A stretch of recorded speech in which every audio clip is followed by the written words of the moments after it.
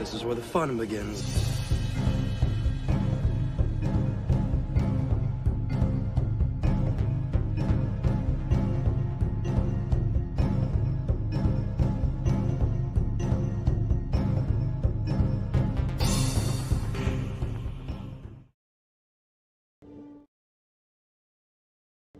It is settled then. My wealth will fund the rebellion while Garm provides our fleet and Mon Mothma our soldiers. An elegant weapon for a more civilized age. Are you sure? So be it.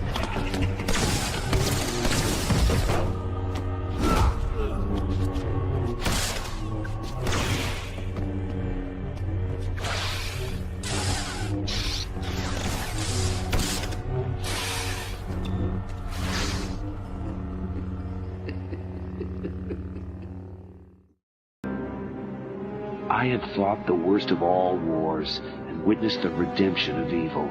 I have seen balance restored to the Force. But order can turn to chaos, as it did when I was born.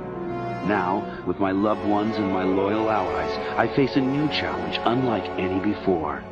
And I'm not sure if this time we can win. Star Wars Vector Prime by R.A. Salvatore, the first novel of the new Jedi Order.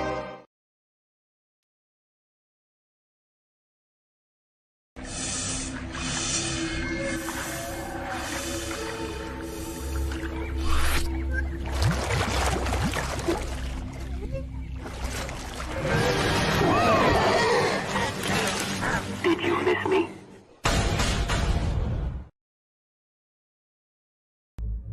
CAF. Lots of it. For me and for the Ready Room. I have a feeling this mission is not one we can fly in our sleep. Good morning, everyone, and welcome to CAF Chat. Again, I'm your host, Alora, and welcome to my channel, OG Star Wars. And you know what? It's freaking, you guys, everybody who's been subscribing, supporting over the last, for a while now, like 4 years or so. You guys are fucking amazing. You know, my channel is not this channel that's going to go and do reactions all the time or not going to grift off the latest news and just switch gears after something else happens and what have you. I'm not that kind of channel. My channel is about George Lucas era Star Wars, talking about Star Wars news and comparing, contrasting between the Disney folklore and what is the true Star Wars that we know under George Lucas. So with that being said, you guys, man, last few days I hopped up to like a little over 100 subscribers. So thank you guys so much for your continued support.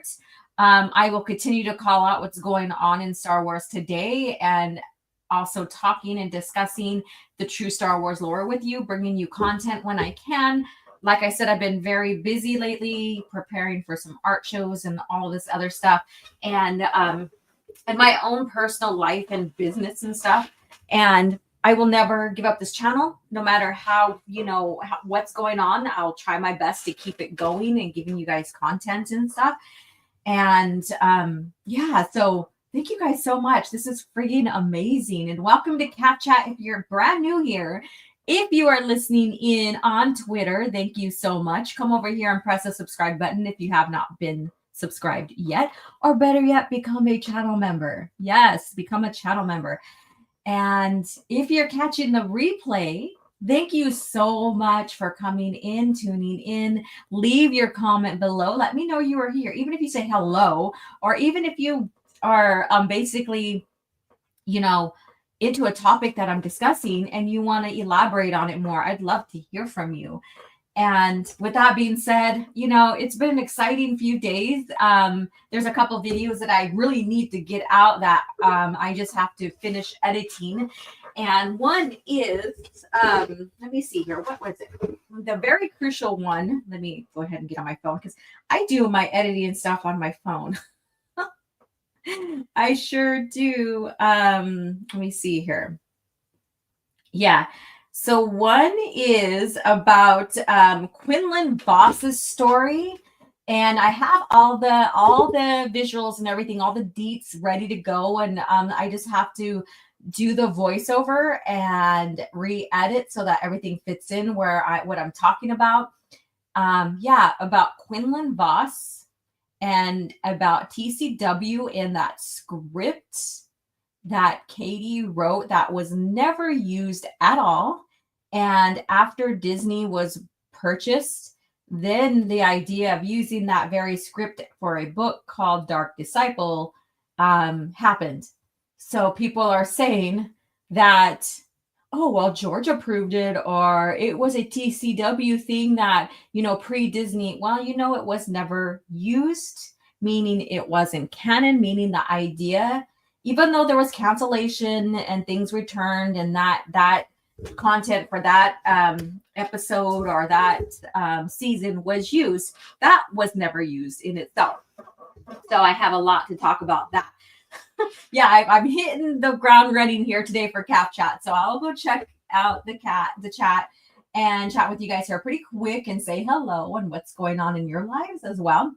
So that's a video that I have to finish. I do this time of year is when my graphic design business comes into gear, where I help a dance studio with their programs and their banners and stuff. And and then usually I'm doing stuff for our coming powwow.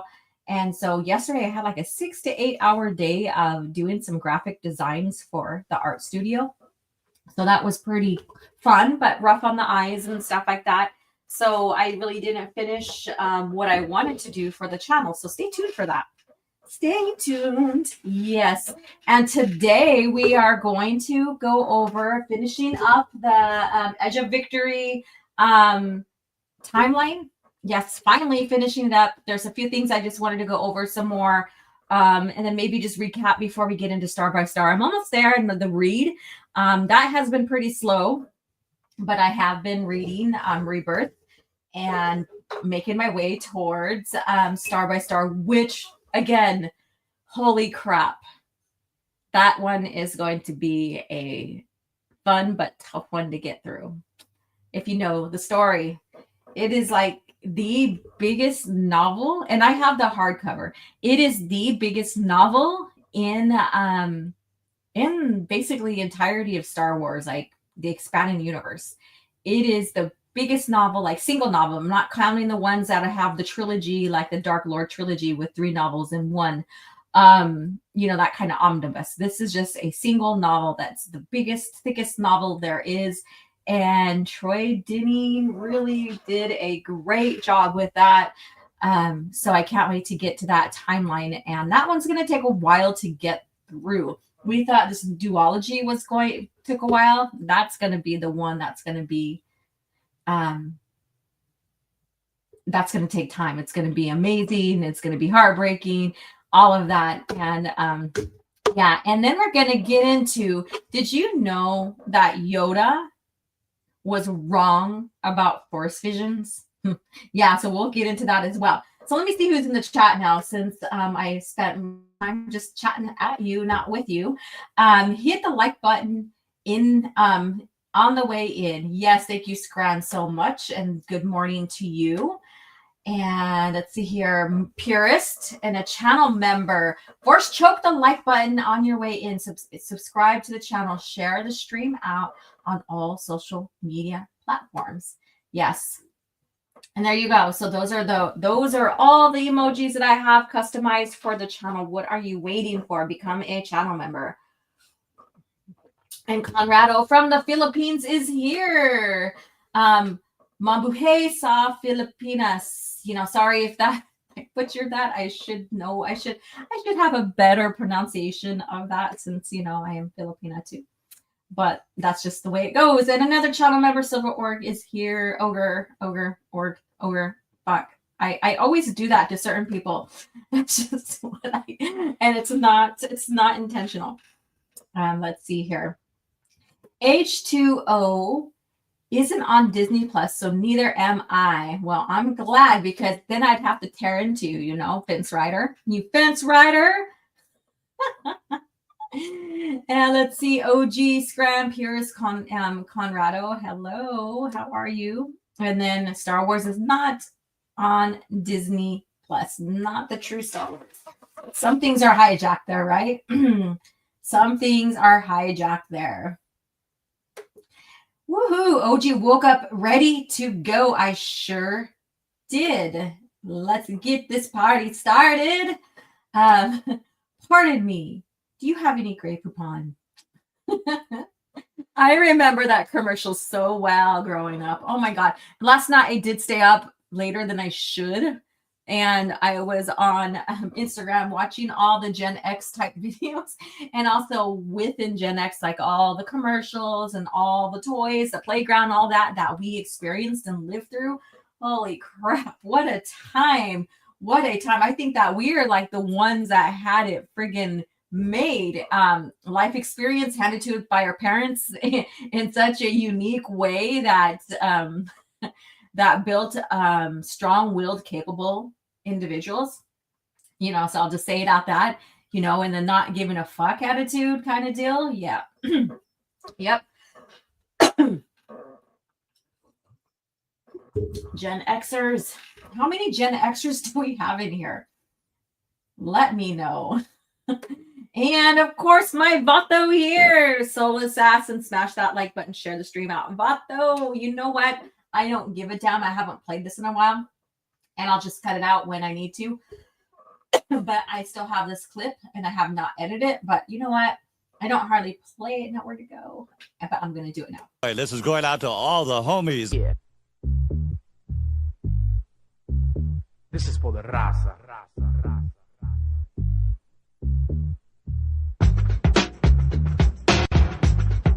Yeah. You trying to get crazy with this thing? Don't you know I'm loco? Don't you know I'm local?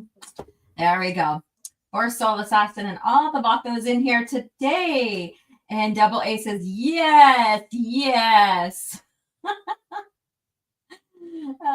Benjamin Bratt is the name of the recently recasted Bail Organa. That's not my Bail Organa. I'm sorry. Even if he's got the brown skin and, you know, like, I don't know. I don't think he looks similar to him, really. But hey, to each their own, you know. Let's see here. Sup, guys? Hey, Zim the Despot. How are you doing? What's up? What is up? All right. Pardon me. Do you have any Mrs. Dash seasoning? I haven't used that in a very, very, very, very long time. And Bato is here. How are you doing? Hello there. Check out my merch. Check it out. Yeah. I do have the beginning of the end. So the Darth Vader painting I do have that up on Redbubble now. So get your mug. Yeah, just imagine pouring your dark CAF into your Darth Vader mug, and he's just staring back at you with his red Sith eyes. Good way to start the morning, right? Good way to start your morning. Well, your name is Alora. Oh my God, that's excellent. That is freaking excellent, man. Okay, that's for the win today. That's for the win. We're done. We're done. Cap chat met its purpose. Silver ogre. Well, your name is Lore. Holy shit, that's freaking amazing. Let me see. I'd hardly play any media, but let's go ahead and do this.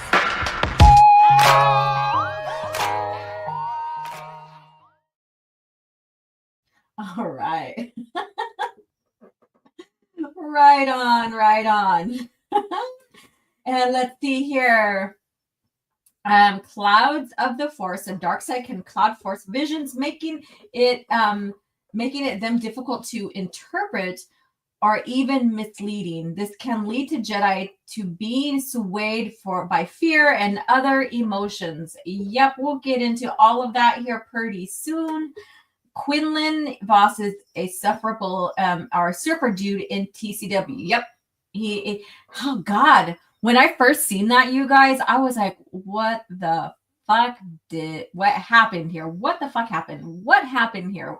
Where did Quinlan go? What happened here? So that's freaking crazy. Yeah, that's freaking crazy. Okay. Oh, let's see here. Simple OB in action last night. OB1. Simple, I must have missed something. Did you get your gameplay started? Because I know that you were having technical difficulties. Is that what that came from? Oh, what happened? I don't remember. I don't recall. I don't remember seeing you go live after you said you had technical difficulties. I could be wrong. Let's see here. And Ventress is now a wandering bounty hunter with a piss yellow lightsaber. Yep. Sure is. You've probably passed me up. Still A's channel 9 on or chapter 9 on Reap. Oh, I probably did. I'm sorry. Chapter 9. We're about the same. No, I'm a little ahead. I'm further than that, just a little. So yeah, I did. I'm like, where am I? And then I decided to turn on listen to the Audible on Audible. And I like to compare and contrast those to see what exactly was left out for this for the abridged versions, because it gets plot heavy, but there's details sometimes that are crucial that are left out. So I like to compare and contrast that. And Lucas Gerson is here. Good afternoon, everyone, and good afternoon to you. Owen, what's your favorite forcep power or force power? Forcep power. Oh my God. Oh, forceps. Oh my God. Force power. What's my favorite force power? I don't know. I haven't really thought about that in a while, honestly.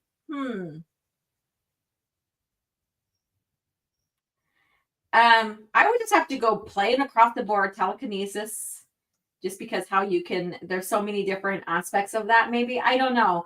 I haven't really thought about that, but if anybody wants to answer Owen's question too, share in the chat. Green man bad. Okay. And the Briscoe is here. What's up? Hell chat. Hello to you. Lucas says, Mother Talzin is basically a goddess now, reviving everyone she want without limits. Filoni once more providing our point about him being clueless about how Star Wars universe works. I know. And if you've seen the recent video from Theory, he goes over about, he just now realizes that Thrawn in Disney Star Wars is taking all those bodies so that if they can be resurrected. He just now realizes that, and I think he thinks it's cool. So, so much for him not liking Disney Star Wars and giving it to Disney Star Wars and standing up against them, right? Yeah. Mother Talzin is more of a neutral character who gets bad luck from the Jedi and Sith effing her clan. I don't know. I think she's so stupid. I don't. Nah. Gen X marks the spot. There we go. La Raza. There we go. I'm Gen X by association since my older sister would babysit me when I was little. So you got you got an honorary Gen X. You got honorary Gen X by your sister. Let's see here. She's a powerful as Abeloth and Timothy at this point. Who's that? Talzin or Ahsoka? All right.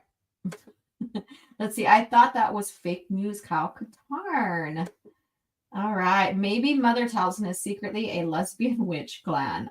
Don't know, and I don't care. And Diddly Squat is here. We have 24 beautiful souls. Thank you for tuning in. Hit the like button if you're listening on Twitter. Come over here and chat with us. Hello, Diddly Squat. Richard Quinn. Hi. Okay. Bye. Have a good one. Let's see here. I thought that was fake news, Kyle Katarn. Okay. Okay. Bye. All right.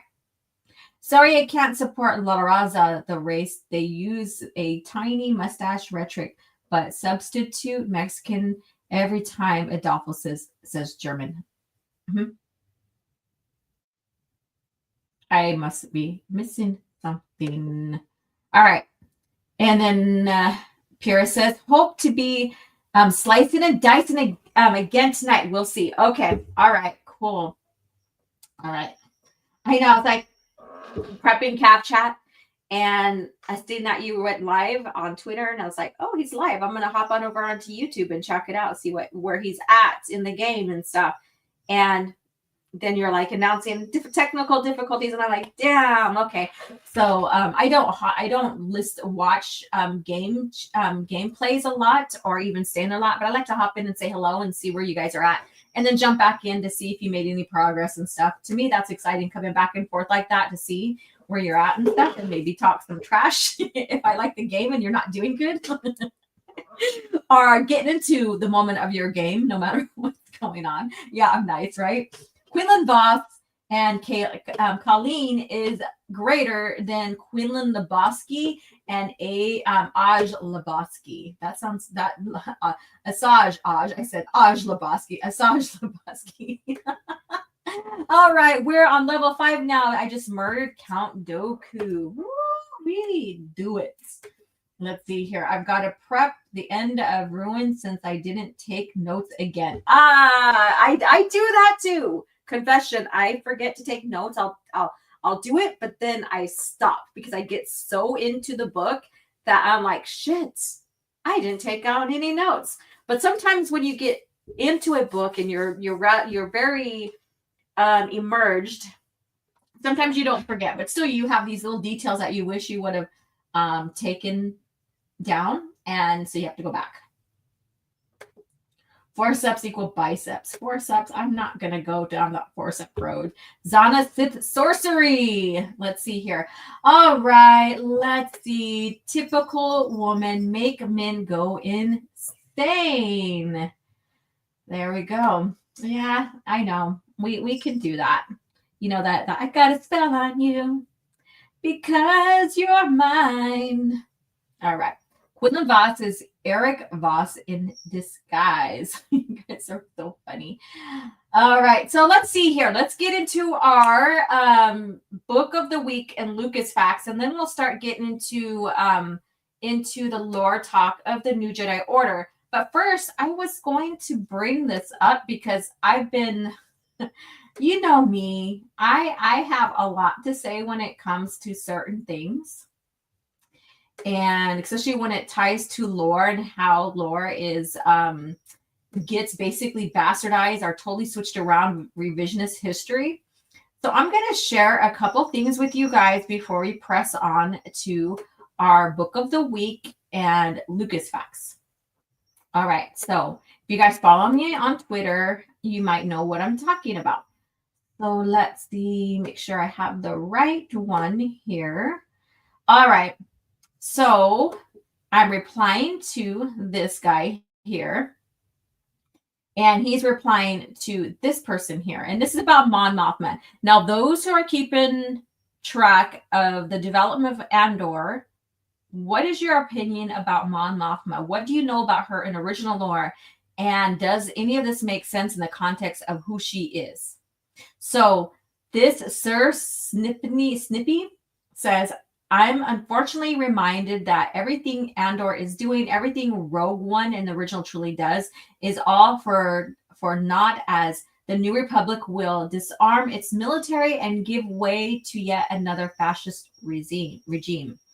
So and this right here, the OT set up for, and I'm talking about original lore, the OT set up for the New Republic and its military to still clean up and go, and there's still bouts of war going on because they are still cleaning up what was remaining of the Imperial remnant, right? And all the warlords that survived.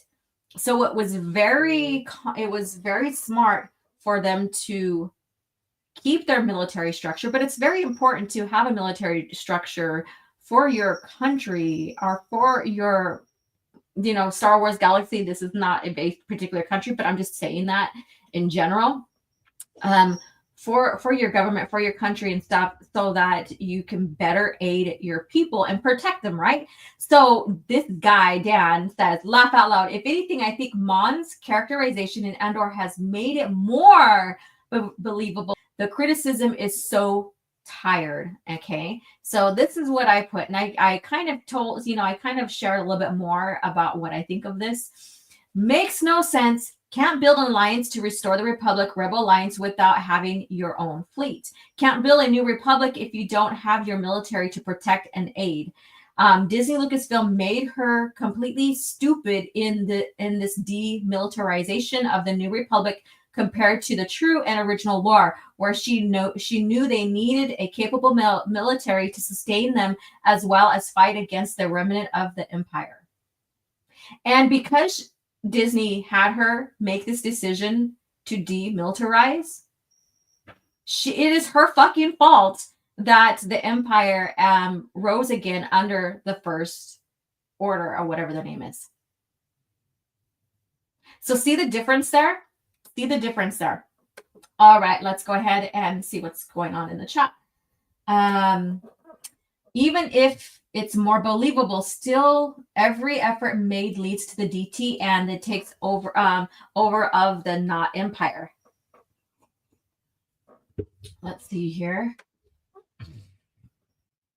What the fuck is their logic? Every revolutionary movement and every government in the world uses weapons, not just fascist ones, right? Let's see here. Mon Mothma might as well be a bootleg Padme Amidala at this point. And we're talking about different times, so I'm not even going to worry about comparing her to at the time with Amidala. Swift -1 is here. What's up? How are you doing, Matt G? Mandalorian of Christ. Never mentioned Theory if I'm in the chat. Well, I just mentioned him. Hello, Mandalorian. Because I read your comment. Mother, founder. Let me see here. I'll just here. I was just joking. OJ Star Wars. OJ Star Wars. Woo! All right. Hey, I'm not going in any high speed. I'm not going to go into a high speed chase of running from the cops or anything like that. But yeah. All right. So let's see. So go ahead and share what you think, what you have noticed. And let me go ahead and get out of this one here and remove. So that's one thing I wanted to share, because now we have people like justifying the decision of Disney Lucasfilm doing what they did to Mon Mothma and making her look like a complete fucking idiot in their lore. And this is not another bastardization of her character. She, among other George Lucas's characters that he brought into us first through the movies, we could say those are the legacy characters. Those are the starting point. Those characters that introduced us to what, the environment of Star Wars, right? And what's going on and who they are. And then from there, some of these characters were highly expanded into unique characters like Wedge Antilles. Mon Mothma, she did get some time in the EU, but it's not as extensive as Wedge. But we do know that, she had a son and a daughter.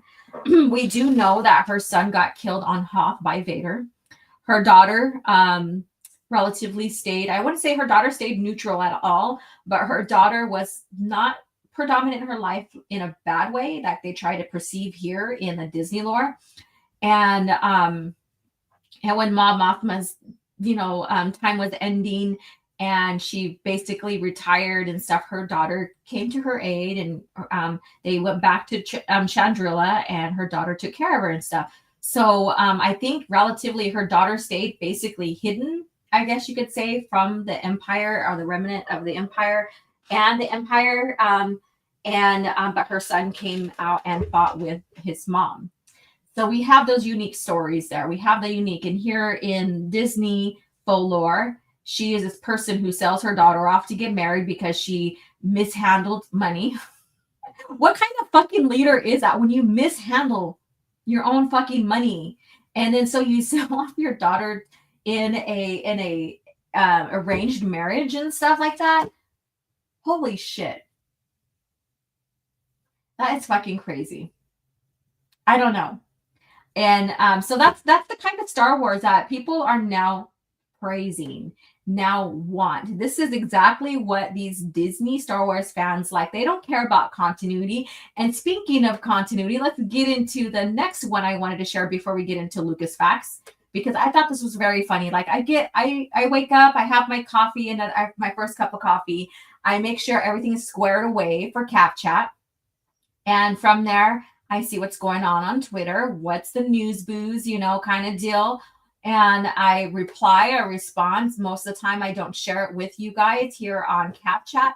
So with that being said, this one I decided to do because I think it's very important to compare and contrast what's coming out and keeping the true lore in front of people while this fake shit's coming out, so that you guys have a true understanding of what this revisionist history, I guess you could say. I know that word's played so much, but still, this is the rescaping revisionist history of Star Wars and how they want people to see what George created out of the context of what George created. They want people to see how they want Star Wars to be seen, not through George's eyes anymore. And I think that's a bit alarming, really. I think that is.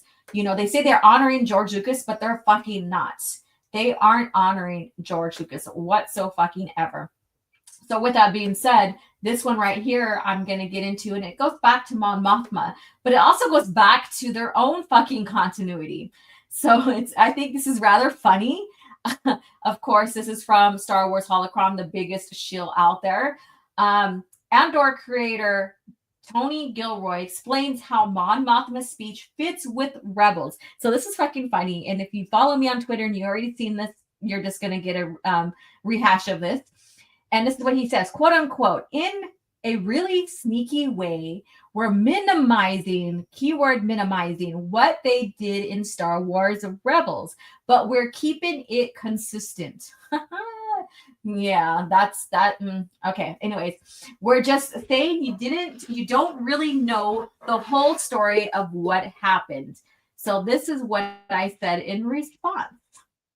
And you guys know me. And this probably will trigger a lot of Disney shills or something. They'll come and try to explain away all this crap and defend their hero, Tony Gilroy. So, quote unquote, minimizing what they did in Star Wars Rebels. What odd choice of words. Usually it would be expanding on or enhancing, but minimizing. And then I share the definition. Reduce something, especially something unwanted or unpleasant, to the smallest possible amount or degree. The aim is to minimize cost, for example. He sees Rebels as insignificant, so he minimized it. He did a Filoni to a Filoni show. So that's what I shared. So he basically did a Filoni to Filoni show. So that's the state of Star Wars today. And many people, I've been following this bit about her Mon Mothma speech, Rebels versus what happened in Andor. There's certain things that catch my eyes that I will probably end up doing a compare and contrast. But I have to do my research and stuff. It means I have to go jump into that rabbit hole a little bit and and get all mucky in their lore and stuff. But anyways, this guy, like these fans, these Star Wars fans are trying to do mental gymnastics on squaring this away. She was wearing different clothes for the speech.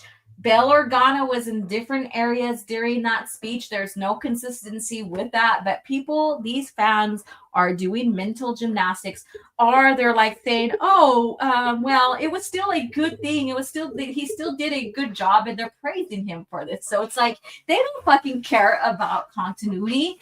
And when I was having a discussion, I think it was last night, someone asked about the story group that they formed. We know that they formed a story group. And so someone says, well, what does the story group have to say about this? basically Andor and what's going on and stuff. And I was like, what story group? They made an announcement that the story group can't veto or correct any inconsistencies when it comes to the shows and stuff. So basically, they're there just to be there. They're not there to maintain continuity and consistency within all their medias whatsoever. Not like how it was done before pre-Disney. So they're just putting on the mask, the disguise, to share, to kind of like bring us old time fans, long time fans, and saying, oh, look, we have a story group and we're going to maintain continuity better than what was done before. Yeah, fucking right. Don't pull that shit over my face like that. You guys are not even do that. You even make the fucking announcement that, you know, they can't really veto or correct anything that's done in the shows and movies to correct it to the overall lore. So there we go. This is the state of Disney faux Star Wars, and people are fucking praising it. Yes, Mahler is praising it, but you know what? He's a very, very casual fan, and you know, there you could still have the best quote unquote writing, but if it doesn't make sense in the context to the overall lore, it's still shit. It is still fucking shit. You can have the best fucking speech ever made for one character to say regarding the matter of the events going on, but if the entirety of it doesn't keep continuity to the overall lore, it's all for fucking nothing. It's just putting gold over shit. That's all. It's still shit. It's still shit. You can polish that shit up all you want. It's still shit. Yeah, so I thought I'd share that. But let's go ahead and get into other stuff. All right, let's go ahead and get into. I want to see what you guys are saying first.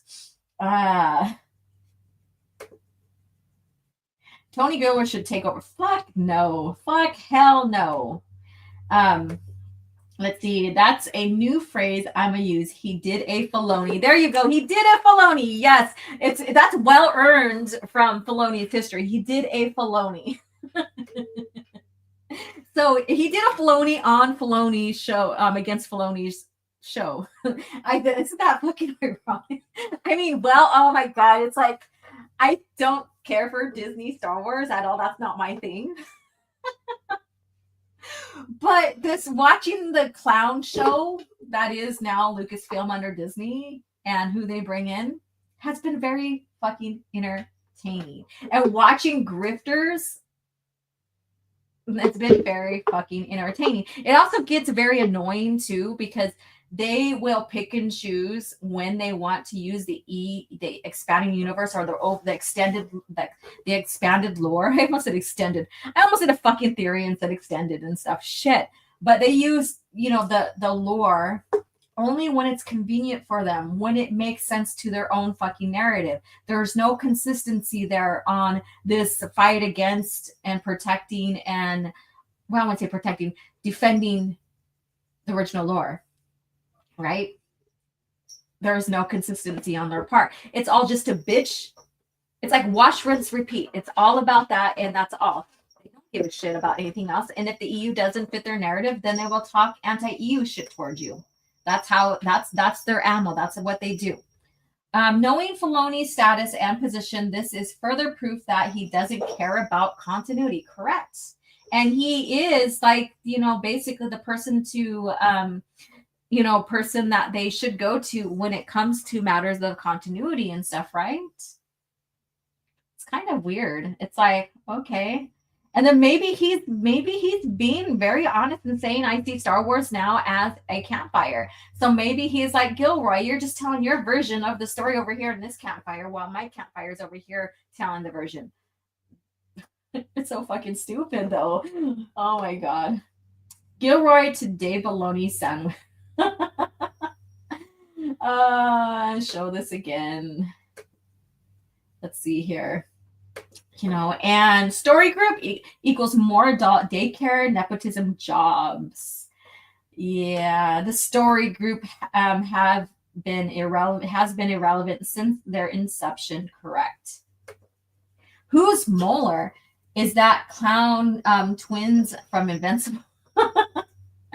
All right. And Kira says, that's the point I made. I told the person who was using the validation that if I spoke to Mueller about the show, he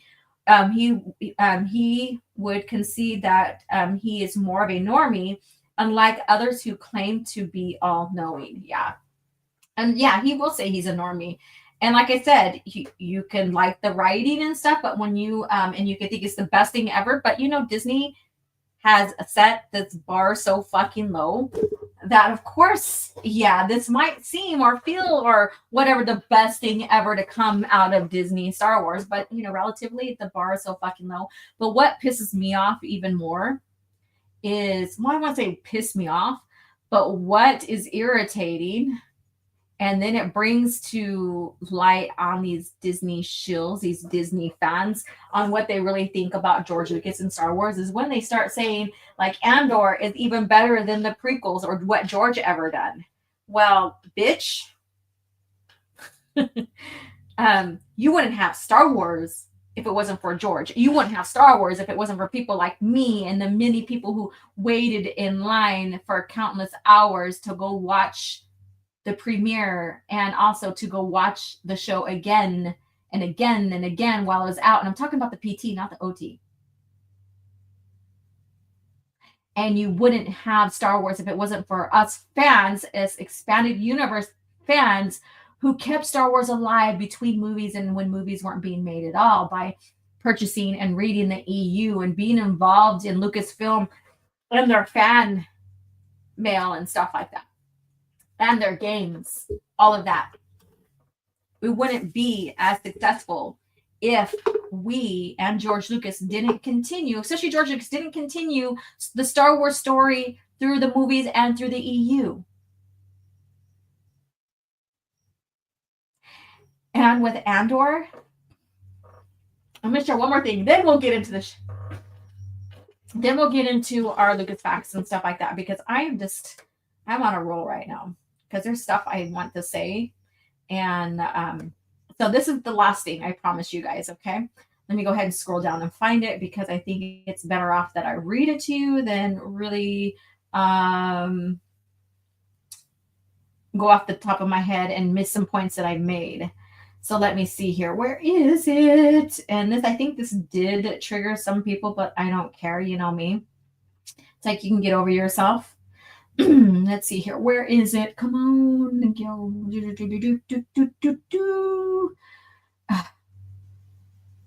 Here we go. I find. Okay, I find. Let me go ahead and remove this. Stop screen.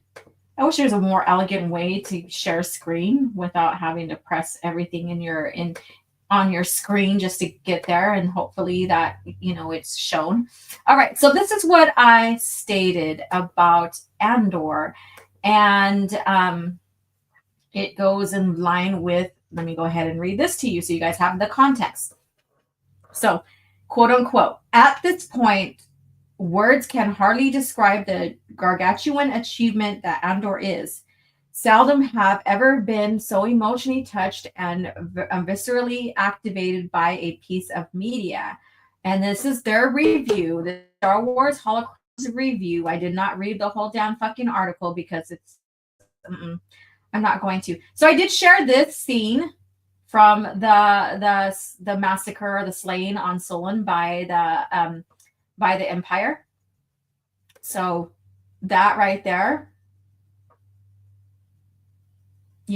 that's crazy. That's fucking crazy, right? To discover your not only your hometown, but your father being slayed by Imperials disguised as rebels, right? So this is what I said. It copied the original EU lore and is not original. We have also seen huge atrocities and conflicts like this in the real Star Wars comic stories, like Dark Forces, Empire, and Rebellion. For example, Imperial troops disguised as rebels slaughtering a whole village on Solon to make the forming rebel lines look like the enemy. Or like the Gorman massacre, just shortly after Revenge of the Sith, where they stole the Gorman story from.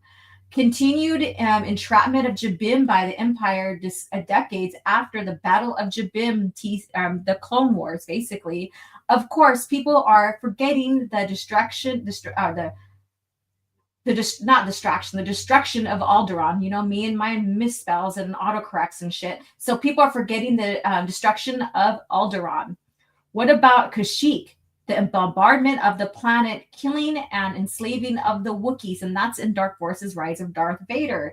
After, you know, just the beginning of the Empire, right? The beginning of the Dark Times. People act as if this atrocities were first ever done or seen in Andor. Again, the first. You know how they do. It's first seen here. It's first seen here. They forget about that, and then they forget that, you know, they stole a story arc and bastardized it for their story, when in fact Andor did copy. So I just thought I'd share this here as well. I think it's very important for people to be reminded of this, that this is not something that's groundbreaking. It's not something that has been done first here. It's not something that people have not seen in Star Wars before. In fact, you know, this has been something, the ground has been laid down here already in the past, that they decided to toss the fuck out, right? And it's been done before. It's been done masterfully. And going back to Dark Forces, we just, as with my channel members, those who could make it, we visited the Dark Forces Novella trilogy. We listened to the stories, and the one main story there that Andor seemed to try to do, but kind of failed with it, was make the rebels look bad, right? Make it look like it's the rebels' fault for whatever reason. So the rebels the imps went in disguised as the rebels, and they slaughtered Solon. So they slaughtered the village of Katarn and beheaded his dad. Knew exactly what they were doing, put his dad's head, Morgan Katarn's head, on a stake. And they did that to make the Rebel Alliance look like they are the bad guys, right? It was a propaganda. And I think I know that Andor tried to do something similar, and it didn't go off as that. So it has been done before. A lot of these atrocities and stuff has been done before. They act like people, these stupid fucking fans are acting like it's never been done before, because they never explored Star Wars until recently. Let me see. I watched Gilroy say he never consulted or talked to George, but had been in consultation the entire time with Kennedy, or Hidalgo was canon master, or however he spoke is ludicrous. Yeah. So there we go. So I thought I'd share this with you guys as well, because I just wanted to, you know, touch bases on, you know, this is why I keep George Lucas era Star Wars in front of everybody especially during times when stories are coming out under Disney Star Wars, and it focuses on the same timeline of events, so that you guys have a clear idea of what was originally done. And I'm just gonna say it's done a lot better and under the watchful eye of George Lucas and his company, and set upon his ideas, his rules, his guidance, all of that, versus what's being done now. And I just shared a great example of how much they are bastardizing Mon Mothma's character. And if people don't see that, you are fucking blind. You are blind. Holy shit. Okay, so let's get into this stuff. Let me see what you guys are saying. Filoni Jabroni doesn't have any original ideas. No, he doesn't. Canon was gone as soon as Ahsoka was cracked out of Filoni's brain.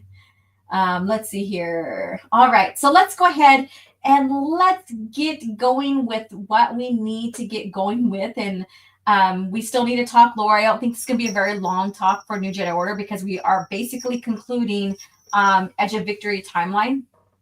So that's a good thing. And then we'll next Thursday, we'll talk about Operation Skyhook and the discovery and capturing of the Death Star plans.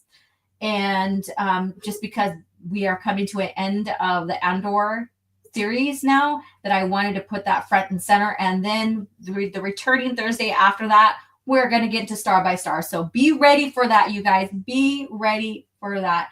So with that being said, let me go ahead and play something here. So if you need to grab a drink or anything, feel free to do that. Just a quick intermission. It's not even going to be long. The fate of the galaxy is now in your hands. With the new LEGO Star Wars Slave 1, you can load Captain Solo, arm your weapon systems, man the cockpit, and take off with the most feared ship in the galaxy. But watch out for rebel ships. No matter the enemy, no matter the firepower, you control the action. With the new LEGO Star Wars collection. That's great. It's going to be great. That's going to be great. It's going to be great. That's going to be great. All right. Hello again. Yes, I could see my my avatar and you can hear me. So here is Lucas Facts. I thought this would be a fun one to share. It's always fun to bring in like concept art and all this other stuff because, you know, it's, you know, me, I'm a nerd, especially when it comes to the art. March through April 1975. I wasn't even born yet. I wasn't even born yet, but I was born shortly after, kind of, sort of. Ralph McQuarrie creates a few concept sketches for the character of Chewbacca based on early descriptions of the character from the script. Chewbacca, an 8-foot-tall, savage-looking creature resembling a huge gray bush baby monkey with fierce baboon-like fangs. His large yellow eyes dominate a fur-covered face and soften his otherwise awesome appearance. Over his matted, furry body, he wears 2 chrome bandoliers, a flak jacket painted in a bizarre camouflage pattern, brown cloth shorts, and little else. He is a 200-year-old Wookiee and a sight to behold. Han speaks to the Wookiee in his own language, which is little more than a series of grunts. So this is from just, you know, basically the concept sketches from an early script. And I'm pretty sure maybe it's the first or second. I should have researched that, but that's okay. So here you go. So here is his 3, you know, kind of like almost the same. Now, 2 one's colored, one's not. But basically, this is about the earliest rendition of Chewbacca. So this is what he could have looked like versus now. So I thought that was very interesting. And so the source is from Timeline, the Making of Star Wars. And I do have an online source for this. Yeah, so thought that I'd share this for Lucas Facts. I thought it was really fun to get into the art aspect of Star Wars, just to see the evolution of it and what we see on screen and in the EU and the games and stuff now. Like where did it first, what the ideas first were and what did it become? So I thought that was very, very interesting. And so short and sweet, fun, chewy fact here from Lucas Fact. Baloney. I invented that species.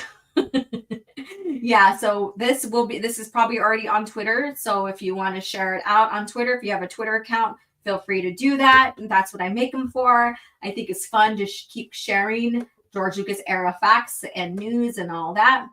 So with that being said, we're going to get into the book of the week just so that we're back to back and we can get into our conversation. So let's go ahead and do this. Someone asked. Ouch. Well, that didn't work. I guess you can't switch while you play a video. Let me go back to that. Where did it go? Here it is. Someone asked me to give the best reason why someone should read the Expanded Universe. After giving it a lot of thought, here's what I have to say. The Expanded Universe respects the reader. In the Expanded Universe, Luke Skywalker's optimism continues where it left off in Return of the Jedi. He's fulfilled hope to the galaxy, just like Obi-Wan said he would, not like the Disney movies where he gave up on the Jedi or even the whole galaxy for that matter. The character you see in those movies is not Luke. Luke isn't a quitter. He's not a pessimist. He's a leader. He's inspirational. And he's always there for his friends in times of need. Another character is Han Solo. He's introduced to us in A New Hope as a loner, a man who cares only for himself and nobody else. But by the end of Return of the Jedi, that all turns around when he finally finds friends he can trust and a true love to spend the rest of his life with. And that's exactly what he does in the expanded universe. Han is a devoted husband and father to Leia and their kids. He loves his family above all else. In the new movies, Han turns out to be a selfish deadbeat dad who ran out on his family when things get tough. It's a complete 180 from the character that we saw from Return of the Jedi. Now, another thing the EU does is it rewards its readers. Attention to detail when it comes to continuity has never been done at such a level as when it was performed by the expanded universe. Avid readers will constantly be rewarded for their diligence as comics, novels, video games, and even children's books share connections throughout the entire series, making it almost a flawless, continuous story. And though it has its minor flaws, it's still the best overall story and continuity out there, period. That's what the EU does. It respects and rewards its readers. And that's the best reason you should give it a try. Long live the expanded universe.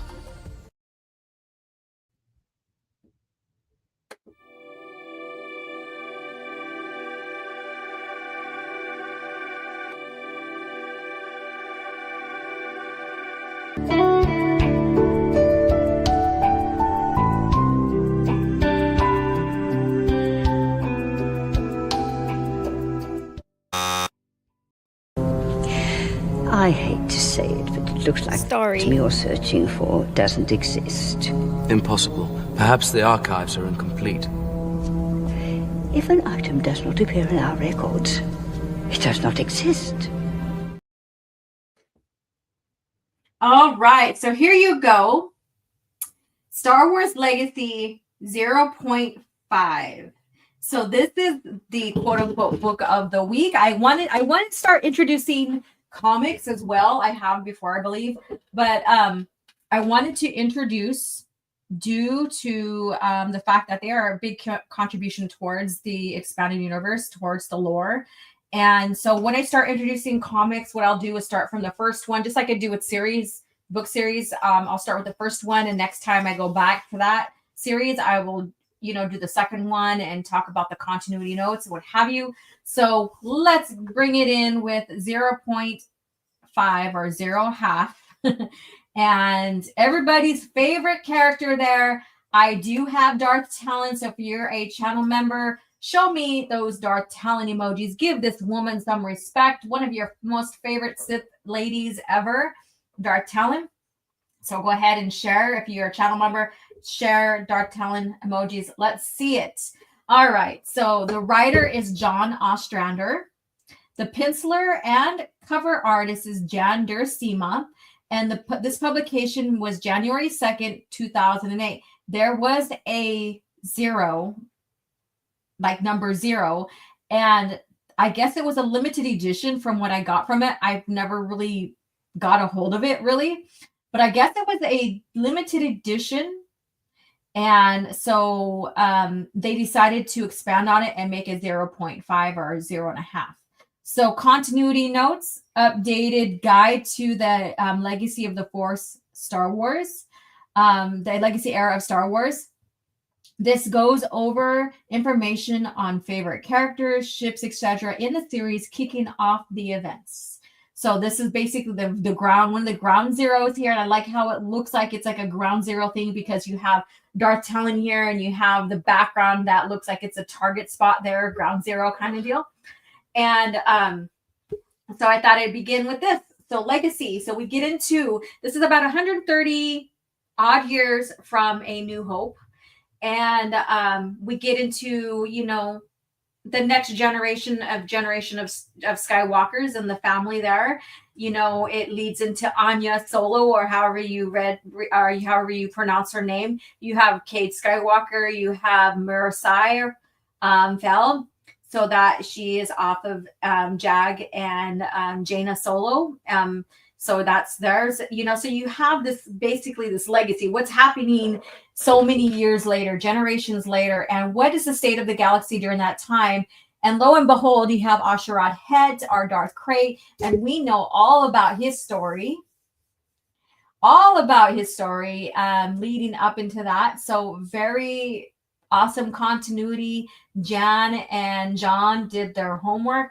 Jan Dursema not only created Quinlan Voss and even Ayla Secura, she also created a lot of these characters here we see in Legacy, including Darth Talon, everybody's favorite here. So let me see what you guys are saying. I'll leave this up for a little bit of eye candy for you guys here in the chat. I would not fall asleep. I don't know. Okay, let me see. Let me read the whole context here to that. The best Game of Thrones scenes were just two characters in a room talking, but it was never boring. It was great writing. That's why I laugh at Ambor writing skills. If it was good, I would fall asleep. I would never fall asleep. Yeah, okay. I see what you're saying, and that's what I hear a lot of people saying too. I pay attention to all this shit, you know. Matthew says that they created the value. It was worth $4 billion when they bought Lucasfilm for $4 billion. They killed the toy market too. Yeah. Let's see here. I need to get a copy of the video. Laugh out loud. Good intro for Wilkins. Yes. I just went ahead and screenshot it, you know, and he loves it. I'm sharing the video, and I think that he wouldn't mind that at all if you did too.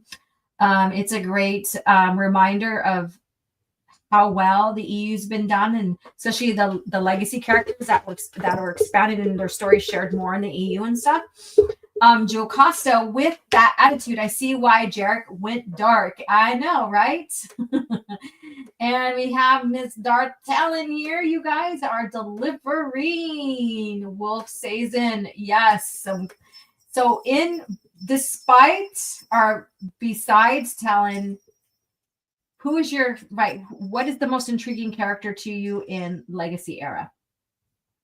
I'm more of a Chantique fan. If you know, you know, but Talon is just as cool. Surprise Felony hasn't ripped all of that name off yet. Just wait. We'll find out. Just wait. Let's see here. Imagine if Disney makes a distant sequel set 100 years after the rise of Skywalker. They could do whatever they want. It's been actually fun watching the shit burn. The deconstruction of Star Wars now.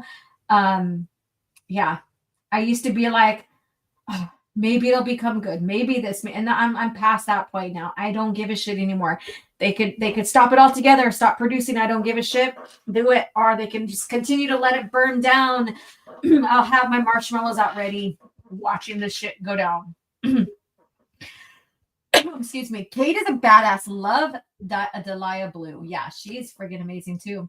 Well, it's choose your you are adventure soul. You can't hit the Vong Bong and blast off to Nar Shaddaa, or you can take a wild trip to Zeltros, man. There we go. All right. So if you have the Star Wars New Jedi Order source book, go ahead and grab it. We are going to get into this lore now. So I'm going to leave this up while I'm still need to find my page here. Oh, Star by Star. We're just about there. Holy crap. Let's see here. I should have put up the Trogan Whistler's Whirlpool on my PowerPoint. I didn't even think about it. But it is what it is. Okay, where was I going to start at again? Make sure I'm on the right page. We are wrapping up. So it's not going to take as long. There's not a lot to revisit here. Let me put myself back here. So let's see here. Soul Assassin says Lucas era knew how to write female characters with great stories, not shit like Disney. I agree 100%.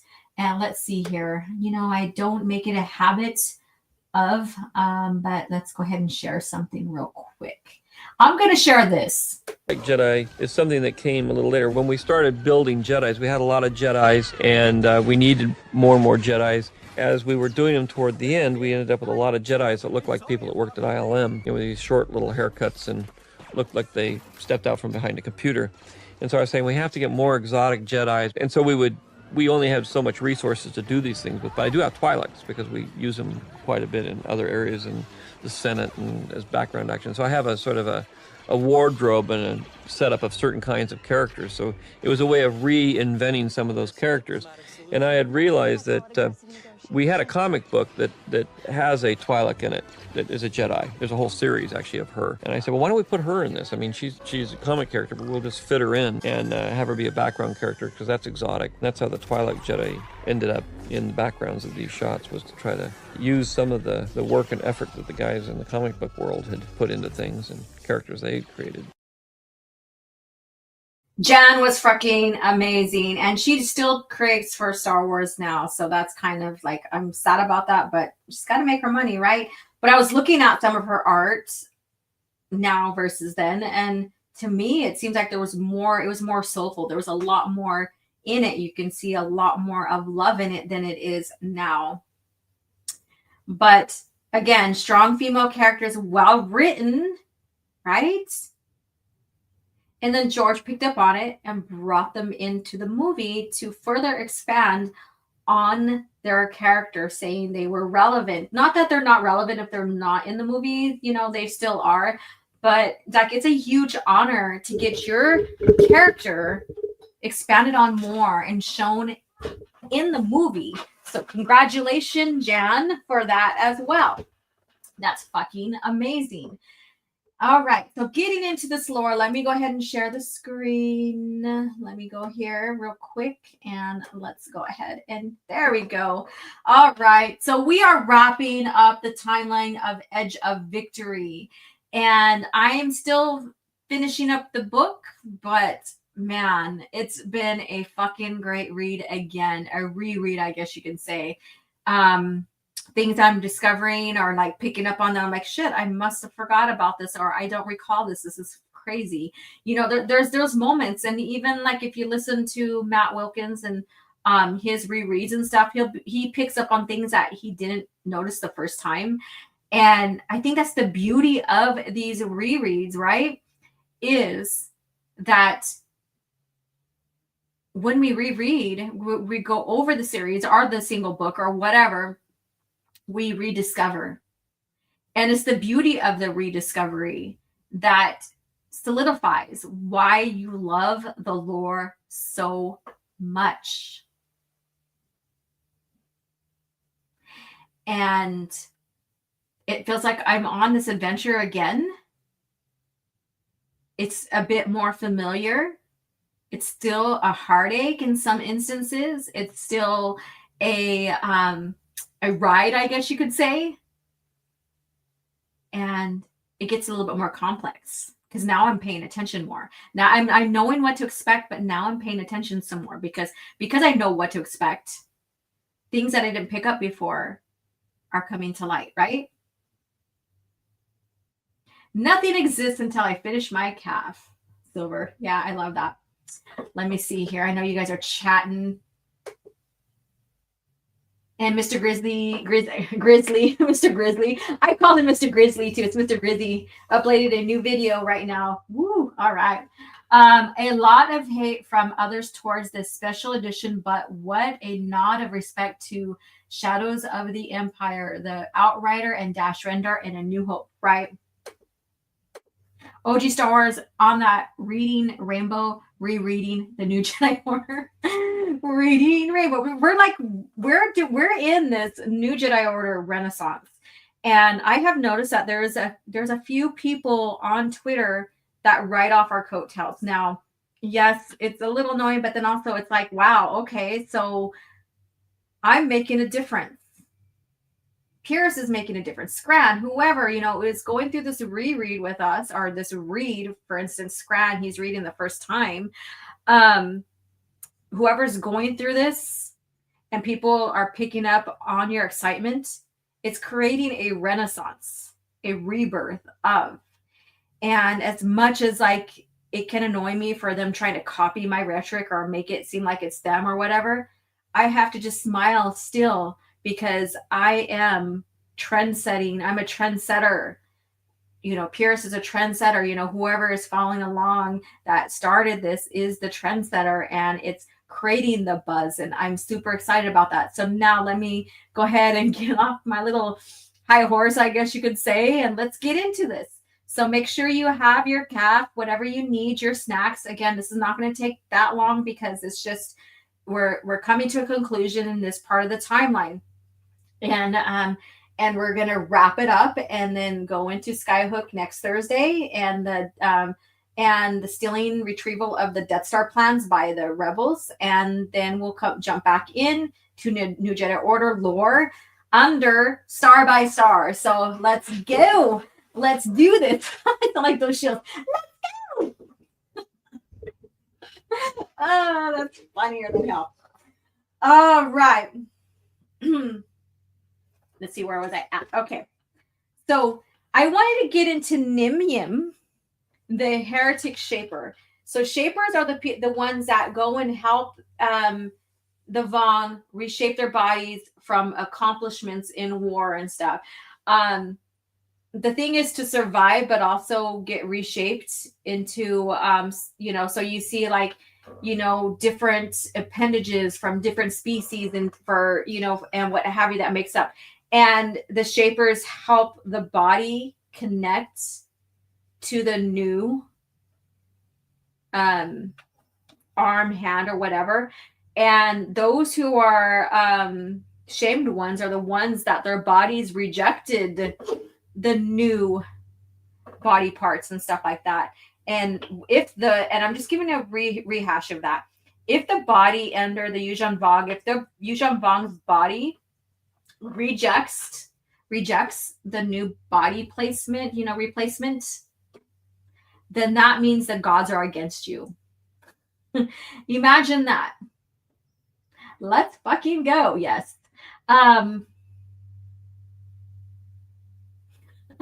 Silver, oh my god. Okay, so my train of thought just disappeared because I read this. Stop your new Jedi odor with force deodorant strong enough for the Vong, but made for Jedi. All right. So yeah, so a shamed one, basically their gods are against them because they're not allowing for their reshaped body to receive their new appendages, I guess you could say. And Shapers are the ones that help reconstruct the body. And so it's very interesting how this goes. But we have Nimium here, a heretic Shaper. And heretics are those Vong that don't fully agree in their own tradition, their own order, their own culture, I guess you can say. And so they go against the grain in one way, shape, or form. And Nimium is a heretic Shaper because she believes that she is for the expansion of her people and stuff like that. But then also she believes that further expansion within the galaxy is not necessary, because what they already took over in the galaxy is sustainable for their culture, their people. And so she's pushing against some of the ideas of her own people. So they're called heretics when they do that. And so it's very interesting. And then also her way as a Shaper does have some heresy within its own culture as well, within the Shaper society. All right. Through the only recently initiated into the upper echelon of the cast, Ninian is a brilliant Shaper, able not only to create new organisms, and yes, they do create organisms. Wow. They they help reshape. It's like they maintain and shape the Yuuzhan Vong life, culture, everything. So it's very unique, and like shapers should be talked about entirely on their own in an own lore video. I understand that, to go into like the culture of the shapers, the cast of the shapers. Very interesting bunch. Her aid in unlocking the minds of infidel captives is invaluable. Her association with the heretic Mizhan Quad cast a shadow over her future and puts her back aboard the dying Yuuzhan Vong world ship where she started. However, Nimium proves both her devotion and her usefulness, serving as the ranking shaper despite being only an adept aboard the decaying world ship, Banu Mir. Of course, her purpose in doing so is not so much to serve her superiors or even her caste, but to serve the Yuuzhan Vong. Nimium has realized that her people cannot sustain their invasion in the face of such determined resistance as the old warships fall apart. The Yuuzhan Vong left behind are dying. Without new knowledge from the gods, they are dying quickly. Aboard the Banu Mir or Mar, Nimium has seen evidence that the Rikiam, the organic brain that regulates the function of the world ship, has grown so feeble that it has lost motor control of the entire arm of the world ship. Something as simple as the autonomic contraction has torn a hole in the living hull. Unknown to the Rikiam, 4,000 Yuuzhan Vongs die gasping in vacuum because of the muscle spasm. So she's a key character here. You're going to see a lot of her later going forward, especially in Star by Star. Nimium's only chance to save the Yuuzhan Vong aboard the Banu Mar is to gain deeper access to the deep memory cortexes of the Quang Gusha. I probably butchered that. Sorry. Something only a master shaper is allowed to do. Unfortunately for her, the master shaper sent her by her superiors is the same master K Quad. In time, Nimium convinces K Quad to make her a master shaper to give her access to the Quang Gosha. Once inside, Nimium uses the opportunity to delve further into the Quang Gosha as she can, to the deepest recesses of the knowledge granted to the Yuuzhan Vong by the gods, only to find that area disturbingly empty.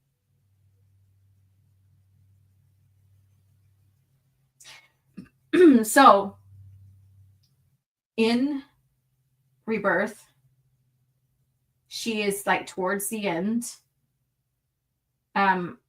She basically has her meeting with it, and she looks and goes into her meditation, whatever they do, and finds an empty recess. Nothing there. The gods aren't talking. There's no guidance. And then so she's like, and I'm going into the storyline. She's like, what if they're disappointed in us? Or what if there's another realm that was never explored with the gods? So now she's thinking about all these possibilities. All these different possibilities that will shape no pun intended, that will shape the story going forward. There's a lot of shit that's going to happen in Star by Star, including the Voxen and stuff like that. We're going to see. And so this right here, I thought visiting her character, the Heretic Shaper in general, towards the end of this, as we wrap this up, is crucial. Now, again, this is just where we're at in the state of Star Wars, or not in Star Wars, but in the New Jedi Order. And so here she is right here in this image. And then during the storyline, we have Tahiri and Anakin Solo realizing how much they care and love for each other. And this in itself is they're in a locker, and they're supposed to be wearing their suits because they think that they're in that there's a breach in the hull and stuff like that. They're in vacuum or whatever, realizing that they're not, that they can breathe, what have you. Ben Skywalker is born. And this leads into a tragedy coming up that we're going to discuss. Do not speak to this. It's like Mejan Quad to Ninyam. Do not speak to anyone about me about this. Okay, let me reread that. Do not speak to anyone but me about this. Our results are to the liking of our leaders.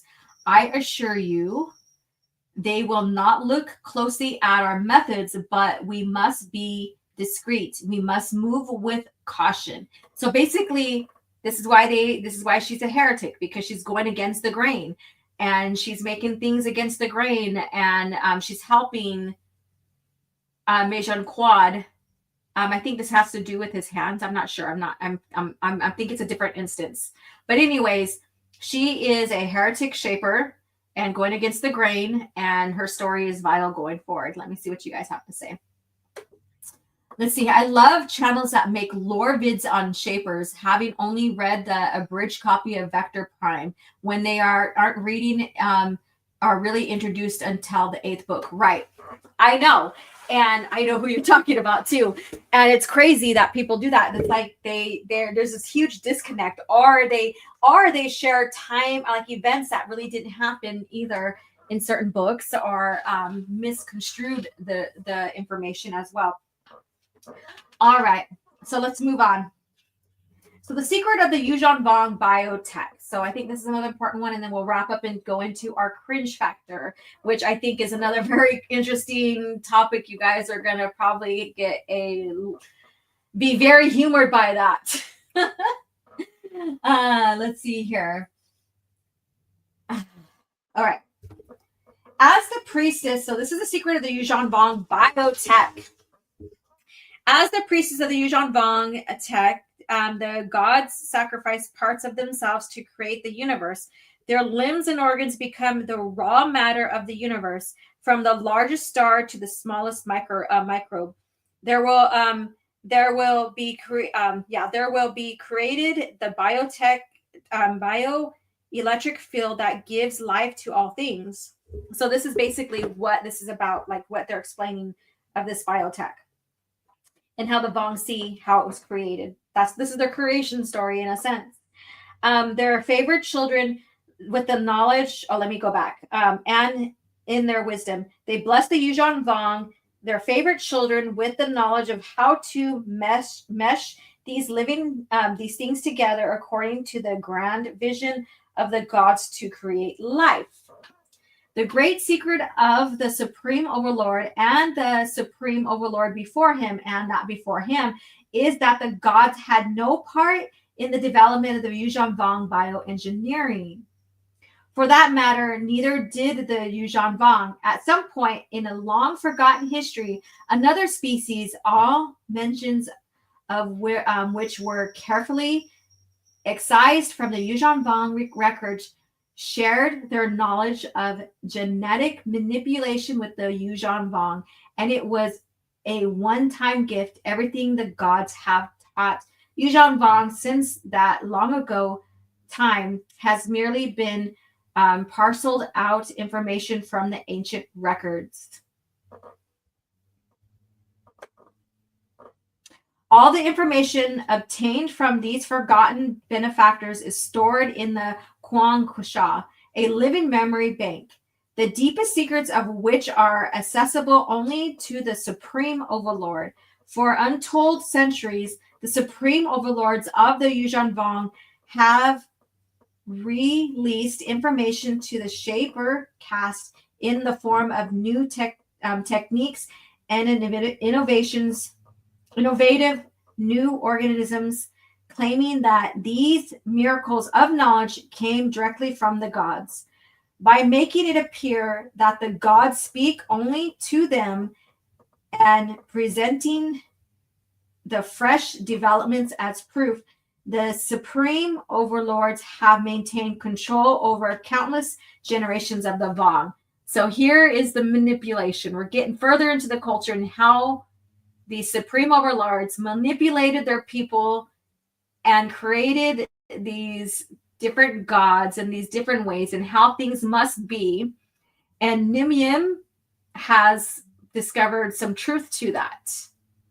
Behind that, she's like, wait a minute, we are being deceived. But because of that, she's called a heretic because she's going against the grain.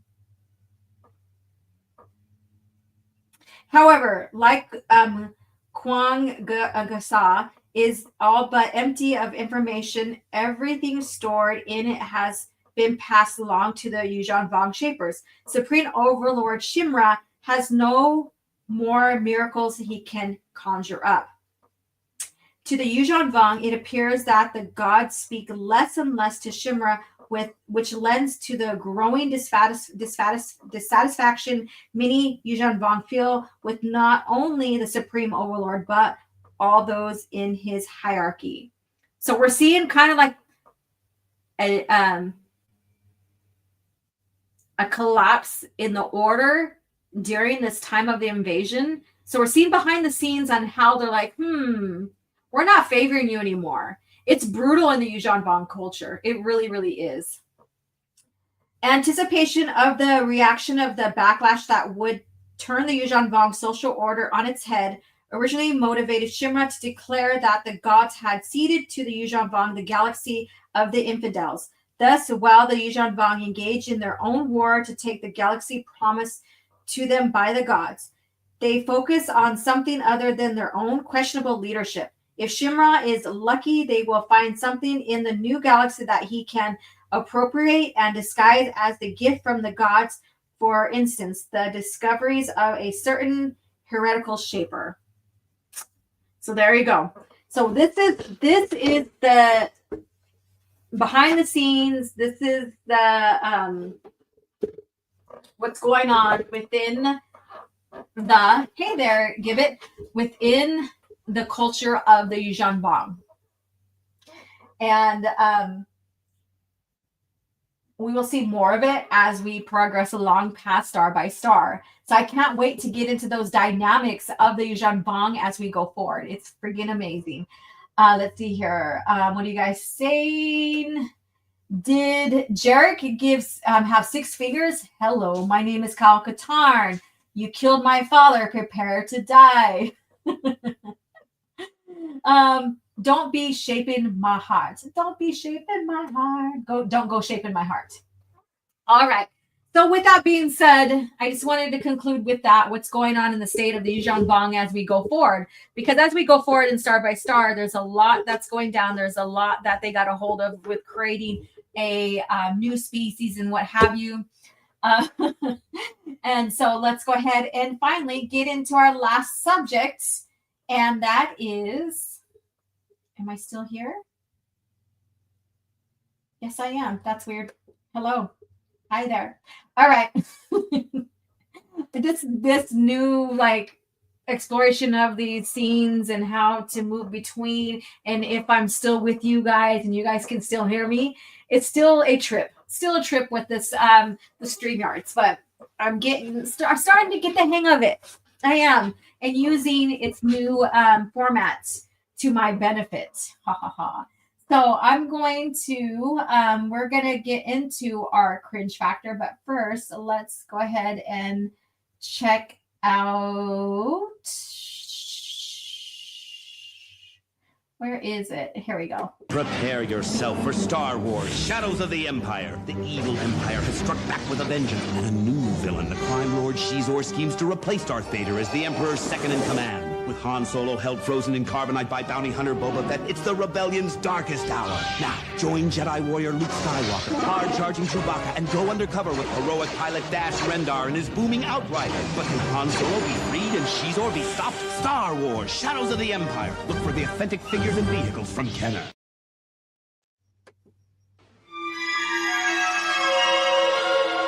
So uncivilized. There we go. So here we are. And what do you guys know about, let me go ahead and make the bigger screen. What do you guys know about Yoda, Empire Strikes Back, Force Visions, that scene about Luke's Force Vision, all of that? Because according to Thomas Bacon, Disney Star Wars is finally confirms Yoda was wrong about the Empire Strikes Back Force Visions. What do you think about that? And I think this is something that I should have played right before we got the screen up here, but I'm going to play it because it's much needed. CAF. Lots of it. For me and for the Ready Room. I have a feeling this mission is not one we can fly in our sleep. And Screen Rant is usually the one that really gives us cringe factor. Like they're the leading cringe factor supplier for the channel. So here we go. Let's get into this. And again, this is by Thomas Bacon. So again, we're coming to the Hog. The Hog is reporting. Thomas is reporting. You know, I've never explored his profile. Let's see what they have to say about him. Let's see. Are you going to come up? All right. Senior editor for Star Wars. All right. These are all his stories here. He's on X. Oh, curious what he is on X. Let's check that out. All right. Now it's going to take its time.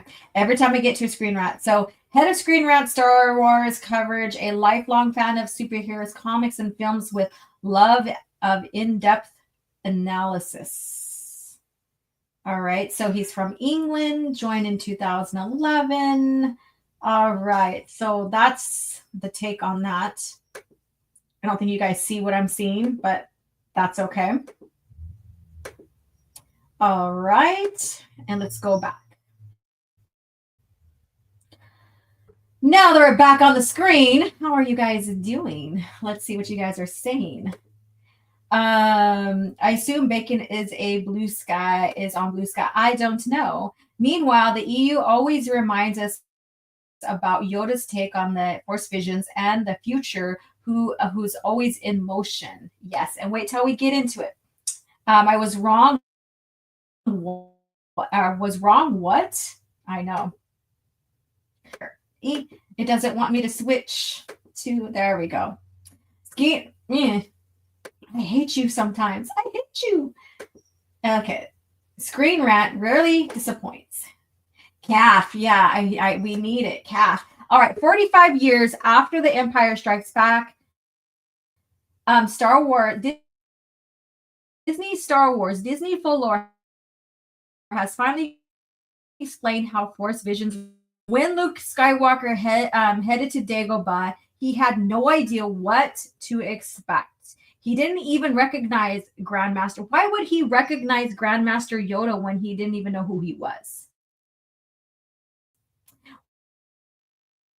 When he first saw him, because he was looking for a mighty warrior and found his first impression was a test from Yoda. But he found this old person, insane person, but he was being tested by him. These mysteries culminated in an exercise in which Yoda encouraged Luke to seek visions from the Force. Okay. Did he give him lessons to seek visions from the Force? I don't recall that in the movie. He was teaching him how to use the Force. He was, training him on different aspects of the Force. But where was Yoda encouraging Luke to seek visions from the Force? He explained how the Force can do things and how you can see things and stuff like that. But where was he seeking? Where was Yoda teaching him how to seek visions from the Force? All right. And that's been, let me see, visions. Oddly enough, Yoda never expected Luke to act on these visions. He wasn't having him seek visions from the Force to even expect Luke to react or act to them. I think he instead wanted to use them to spur Luke on to becoming a Jedi by recognizing the dangers of attachment. No, that was never it. In fact, if you have read Revenge of the Sith novelization, Yoda clearly states that Luke will be changing the order for the better. Hence the new Jedi Order. He'll be making changes which he felt needed to be done. And he didn't specifically say what changes, but he just knew that there would be changes. But how do these Force visions really work? That's been largely a mystery ever since. But the truth has just been revealed that Justin Ireland's new novel, Wayseeker, which stars a Jedi Master Vernestra Rowe. So we're getting to the High Republic, you guys. The High Republic. Now, how do these Force visions really work? We know that they are visions from the Force. That's how they work. But they give you glimpses of varying futures, like varying instances or events of the future. And it is shared in the lore. It is shared even in The Empire Strikes Back that this is just one instance of the future and it's not wise to act upon it because the Force is ever changing, right? All right. So let's go ahead and read on. A major character in Disney folklore High Republic books, Vernestra, who played by, so whatever, from the Acolyte, one of the most notable Jedi masters of her time. Mind you, do I have to remind everybody? No, I don't. Preaching to the choir. That Yoda was alive during this time. So, if she was right and Yoda was wrong, and she was so notable as one of the major players as a master of her time, wouldn't Yoda have learned from her then? It's Disney, Star Wars, right? So wouldn't he have learned from her how to interpret these Force visions correctly? I'm just throwing it out there because that's the direction Disney Star Wars takes this. Another bastardization of Yoda's character. All right. Visions work in many ways, but mostly they are warnings, correct? Because I haven't got into it, but Jason Solo is an example of that. And give you hints on what's coming and what could happen. Yeah. Or if you act upon it, you can hurt everybody in the long run as well. Okay. So Vernestra looks like a lesbian version of Kermit the Frog. I bet they wish Vern was the Grand Master. Probably. And no, Yoda discouraged relying on visions, correct? Yoda mostly showed him telekinesis and realigning to the Force, or realigning to the Force rather than personal desires, correct? And let's see here. I hate when that happens. Well, that's bad claim for you. And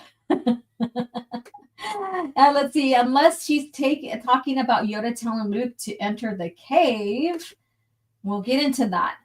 They're probably talking about when Luke had visions about Bespin. We'll get into that. Let's see here. The reason I got into the EU is because I read Disney canon books and comics and they were awful. So I decided to read EU to see if it was good or not. And it was the best decision I made as a fan. Well, congratulations. Let's go ahead and play this for you because it is well deserved. And I think that coming from this guy is amazing.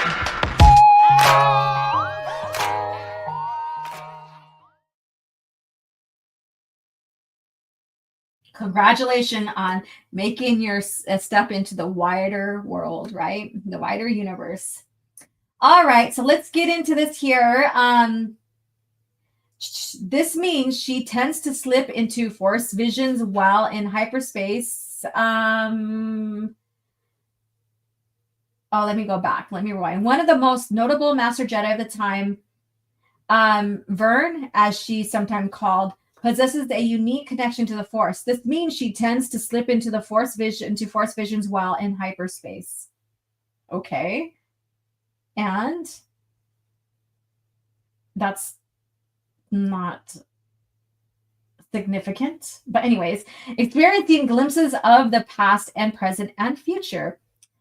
Wayseeker even hints she may have foreseen Order 66 by decades. Of course, they're going to throw that fucking shit in there, right? Troubled by her visions, Vern has spent some time studying the meditations of the past Jedi on subjects of visions. Here's her conclusion. So let's go ahead and get into this. Are you guys ready for this? One of the things, and this is from her, from her and her studies, quote unquote studies, because, you know, Yoda isn't smart enough to research and get into, you know, the dynamics and the force visions and all of that, you know, because he's just not that smart. He isn't. She's way above him, you know, with discovering and wanting to learn and teach and all this other stuff. She's way more amazing than Yoda. But let's go into this quote. One of the things no one ever tells you is how contrary, and I'm not going to put this in character voice. I don't even know how her voice fucking sounds. Contrary visions can be. Every single aspect of the scene had been cobbled together by my brain. Shit, I'm not going to say what I was going to say. I know that I had read up on the Force visions, and the majority of scholars believe that they were nothing more than the brain reading fluctuations and variations of the Force. Or is it the Force just giving you information to directly feeding it to you?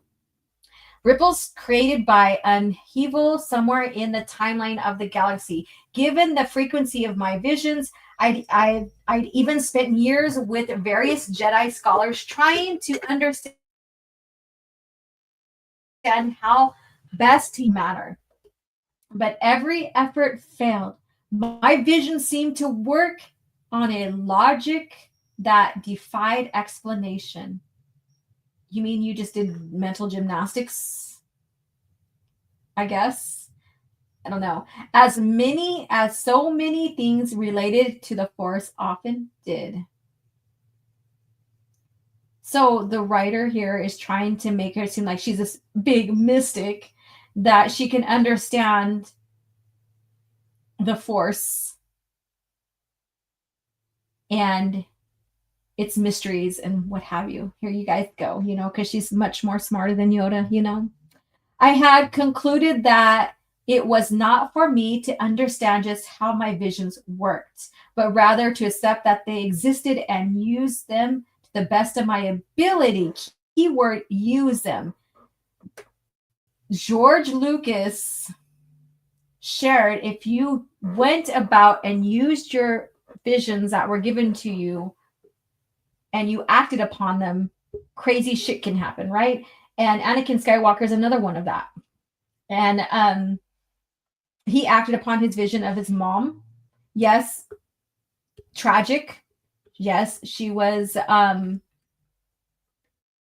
captured and tortured and stuff by the Tusken Raiders, the Sand People. But his enactment on there furthered him towards the dark side.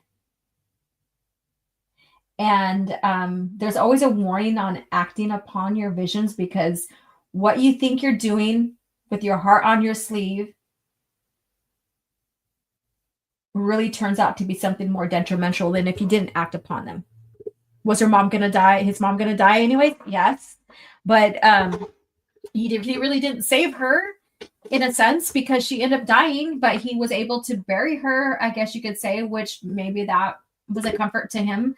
But his reaction to it and action towards it furthered him towards the dark side and crippled him in the attachment among his mom and people in his life, where he was afraid to lose people, right? And then when you look at Luke Skywalker, in the sense, same thing. He didn't want to lose his friends. He needed to go save them. In reality, he learned shit that, maybe he needed to learn, but still, he lost his arm. Han got encased in carbonite, which probably would have happened anyways, but, the outcome too, turned turned tits up, I guess you can say. Oh man, tits up. Yeah. And if he didn't act on them, he probably would have been better trained and better able to face Darth Vader. And his friends would have been still okay. But anyways, so if it was the easiest way to keep from going mad. Vern's expression of the Force fits well with what we know. What? That they are generated by an individual's own mind responding to some upheaval in the past, present, or fuck. Did Luke even have to come up, or how did he come up with this vision? Like your mind is, when your mind generates something, a worry or whatever, or anything, it's because you are worried or whatever with situations. But how would he know that how would his mind come up with, like, how would he know that his friends were in danger? I mean, that doesn't make sense. The Force is the one that's feeding it to you. It's not the mind generating it. This explains the visions of Jedi Master Cypodius, whose vision of the Clone Wars led him to commission the clones' army in the hopes that they would save the Jedi. It fits with Luke's own visions in The Empire Strikes Back, where he saw what was about to happen to his loved ones. Vern's expression of this experience of the visions is striking, though in that she'd have disagreed completely with Yoda in Empire Strikes Back. And here we go. He seems to have wanted Luke to experience a vision so he could choose to step back and allow events to progress. That is not what fucking happened in Empire Strikes Back. He wasn't encouraging a vision to happen and as a lesson so he could step back and allow events to progress. That's not what fucking happened in Empire Strikes Back. Luke was in training and a vision came to him. And he lost his concentration. And he told Yoda, and Yoda's like, you cannot act on this and stuff like that. Okay. Whereas Vern believed it was her responsibility to act on what she saw in a vision. And we all know what happens with acting on a vision. Like, look at what happened with Jacen Solo. The two Jedi Masters had very different philosophies. Vern believed in getting involved and forced to act, while Yoda insisted on the necessity of caution. Sorry about that. This goes against even what George Lucas is creating, that you don't act on visions of the future or the visions, because they're just one glimpse of what could happen. And the future is always in motion. Oh my fucking God. So they're trying to say, so from this point on, it's okay. Like, from this point on, it's okay to get involved in the visions, because when you get them in Disney lore now, I guess you could say, they're true. So it's okay to go act on them. So they're taking away the will of the Force, really, by creating this bullshit. Because the will of the Force basically is what the Force has set in motion. But again, the visions are just one glimpse of one possibility of the future. And it takes that mystery away too. The difference goes further than that, though, because these contrast philosophies say something about the will of the Force itself. Yoda believed in submitting to the Force's will. Well, yeah, because, you know, when you want to control the Force instead of working with it and submitting to it, that's Sith tendencies. The Sith want to control the Force. They use it in essence of controlling and manipulating it, whereas Jedi move with it. They go with the will of the Force. They accept things that need to happen as necessary. They don't want to control it. And it's not trying to change the future. Vern believed that the Force had projected, and see that, okay, so you can't really change the future because we know in the lore that the Force is going to course correct itself no matter what. But if you enact on it, you're enacting on just one scenario. I mean, it's holy shit. Talk about rewriting the history in Star Wars lore when it comes to visions, when it comes to Yoda's wisdom on that, going from the OT to the PT and everywhere in between, the expansion of the Force and the visions. All right, so Vernon believed the Force had projected something to her for a reason and thus wished her to act. Luke's example on Empires in The Empire Strikes Back likely proved Vern right because Luke learned the truth about his father. And the redemption of the Chosen One became possible as a result of this action. No matter what, he was going to learn. And that's not the point of this at all. Because Luke wasn't seeking any truth about his father. What he thought he knew about his father was the truth.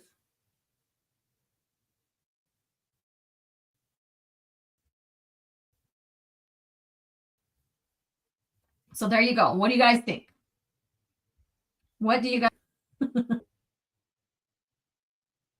Luke, go away. Ignore Yoda and Obi-Wan's advice. Influence lost. Equal Yoda influence lost equal Obi-Wan dark side points gained. Light side points gained. All right. Anakin had... Let me go ahead and take the screen off here. Stop screen. Anakin had many visions and always acted on them, and look what happened. Luke realized the first time that it was bad, and in the end saved his father and defeated the Emperor by rejecting temptation. Yeah, and even that's even in Luke's practice when he's teaching his Jedi not to act on these visions. Like you can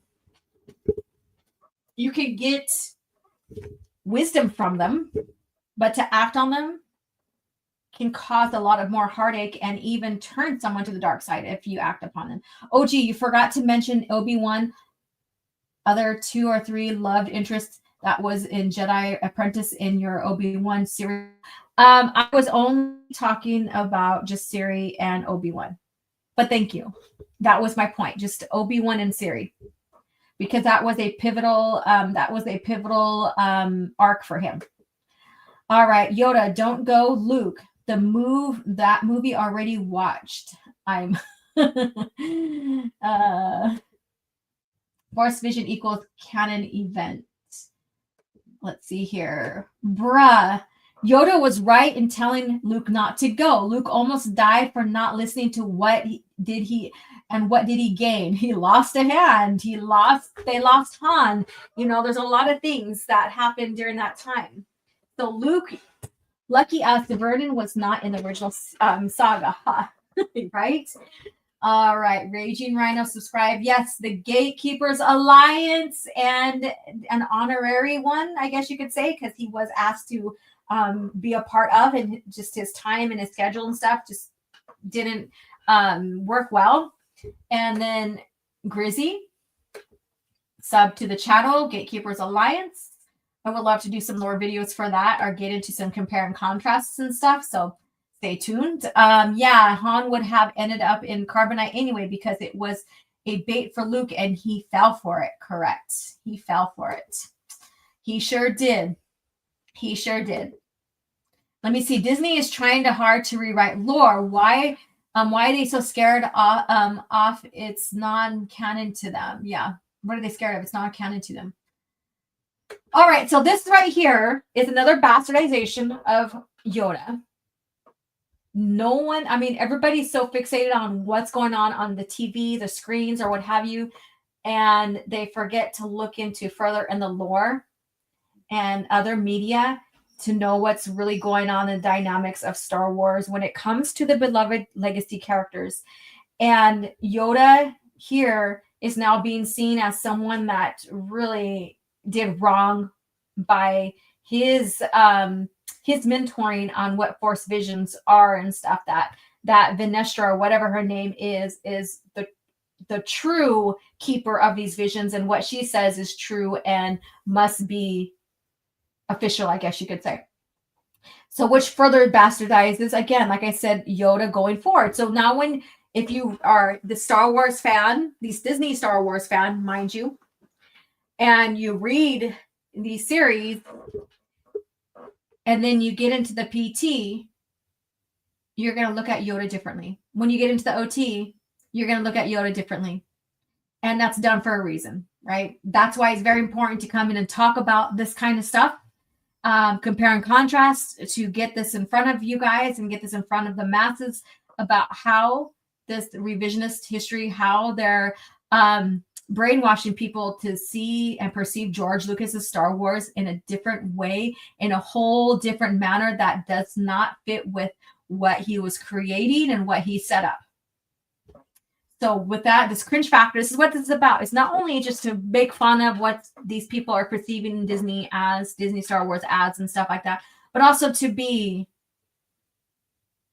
our share what's really going on and how these writers are seeing the lore, Disney lore being created, Disney Star Wars lore being created, and how it changes their minds and their perception, which now they are feeding to the masses so that people's minds can be changed about what Star Wars is in general. And so with that being said, we are coming to a conclusion here. That's your cringe factor, something to think about. It's faux lore, I know, but just put into light how much they are bastardizing Yoda, and they have been, but no one's fucking talking about it. Why? It's like, oh, they're going to be fixated on what they're seeing on screen because that's easier to find and access, right? But just doing simple researching by looking at these articles and what they're writing about shares a lot more what's going on. We wouldn't have known that they're bastardizing Yoda and how he perceives these Force visions if I didn't find this article for cringe factor, right? So I think as a hardcore fan who is out here to keep George Lucas era Star Wars front and center and speak out against the revisionist history, have you? I get that word's overplayed, but it's just the word to go to right now. It's important to go to these clickbaity articles to see how this lore is being perceived and how much it's changing the lore and these characters. Now, I'm not saying subscribe to Screen Rat and become one of their trusted readers or what have you. I'm saying, do your research, use them as a glimpse into what's really going on and how they're using these type of sources to change how people perceive Star Wars. So whether you agree with me or not, that's fine. But do your research, go into what's going on. What are they doing to Wedge Antilles, right? What are they doing to Yoda? What are they doing to Obi-Wan? What are they doing to this character? What are they doing to these events? Where did they get this event from? That sounds very familiar. Oh, the Gorman Massacre. Oh, that's in the source book that we just talked about not too long ago, right? And how they bastardized that.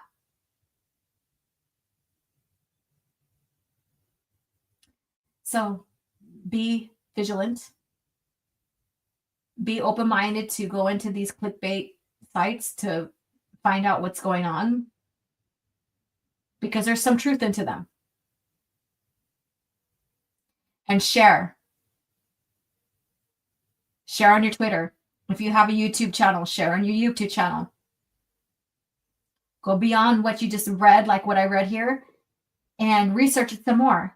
You'll find a lot more, because I've talked about the bastardization of Yoda's character for a while now. No one's picking up on that. And it's quite funny. Like, this character that exists during Yoda's time, all of a sudden is smarter and much more better and wiser than him. Oh, and she's green too. Wow. But she looks like a human, because, you know, we can't have a lot of alien species in Star Wars sometimes, right? Especially pivotal ones. So with that being said, there's our cringe factor. Be vigilant, be out there, explore, share, expose, I guess you can say, what's going on.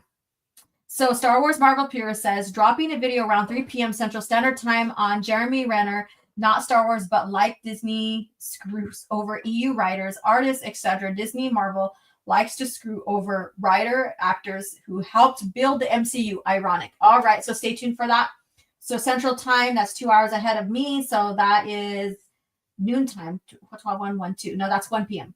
That's 1 p.m. Pacific Standard Time. So stay tuned for that. Should be a great video. All right, let's see here. Let me go through these and we'll start closing out. Fuck Disney and everything they stand for. Yep, go ahead. If you haven't subscribed, subscribe to them. And thank you guys again. We friggin' like gained like little over 100 subscribers within the last few days. And I'm so thankful for every single one of you guys for taking the time to support the channel. And let's see here, Scran and my community page. Yes. And I put an important question out there because we are next Thursday. Reminder, you guys, next Thursday, we are going into Operation Skyhook and the events around that, the stealing of the Death Star plans. We're going to talk about that since they are coming to an end for Andor, the Andor series that should be, like they said, should lead into Rogue One. Yeah, so I figured, and I know it's probably a good thing to talk about the true lore about how the Death Star plans and everything that led up to the destruction of the Death Star, the discovery and destruction of the Death Star. That's the first one, at least. So that's next Thursday. And quick announcement, become a channel member. I forgot to say this earlier, but I'm not forgetting. We are going, and a date to be announced. I have to take a look at the calendar. I'm thinking of starting in June. But for channel members, become a channel member. We are going to continue with the listen party, and we're going to go through the Young Jedi Knights series. So one book will be cut into 2 halves, I guess you can say, on listen time. So because they're normally around 4 hours. So we'll do it that way. And so Young Jedi Knights, I would love for you guys to join me. So become a channel member, and let's do this, because we are going through the new Jedi Order. We already have Jaina, Jason, and Anakin in their mid-teens, I guess you could say, to their late teens, I guess you could say. And I think it's important to to go over their story as budding Jedi on Yavin. So stay tuned for that. That's going to be a blast. I had a great time with those who could make it for the Dark Forces, listening to and chatting in the chat, and discussing what's going on in the story as well as other things. And great time to sit back and rediscover the brilliance of Star Wars Expanded Universe through series, right? So thank you guys again. What else is going on? Tonight, Purist, are you and Grizzy doing your review again tonight? I was going to say Casual Rage, but he changed his schedule for work, so he's not on tonight. So stay tuned for that if they are. If Purist and Grizzy's on Grizzy Live reviewing these last few episodes of Andor or Ambor. And I think that's it for now. So thank you guys again. Again, like, subscribe, share. If you're catching the replay, thank you so much.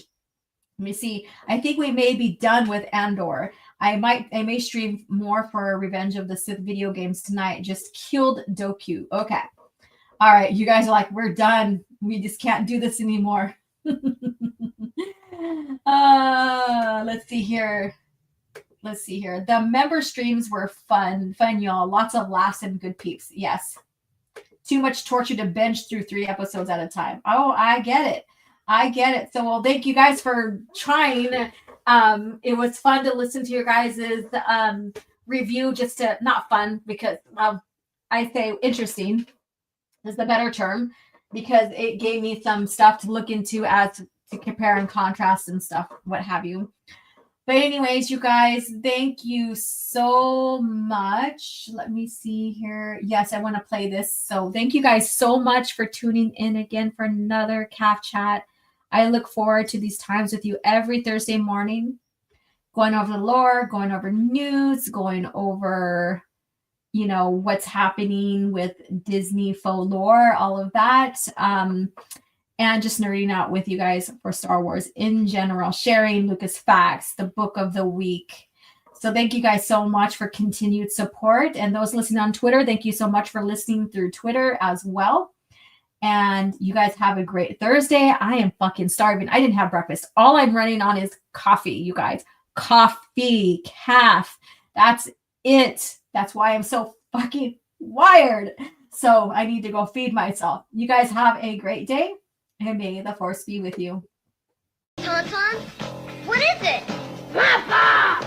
Wampa! New Tauntaun, Wampa, and action figures, each sold separately. Han Solo! Help! Oh no! It's got Luke! Wampa! Watch it, Tauntaun! Gotcha! New Tauntaun comes with an open belly rescue feature. You'll be okay, Luke, as soon as I chase away that thing. Wampa! Wampa! New Tauntaun and Hoth Wampa and other action figures, each sold separately from Kenner's Star Wars, The Empire Strikes Back collection.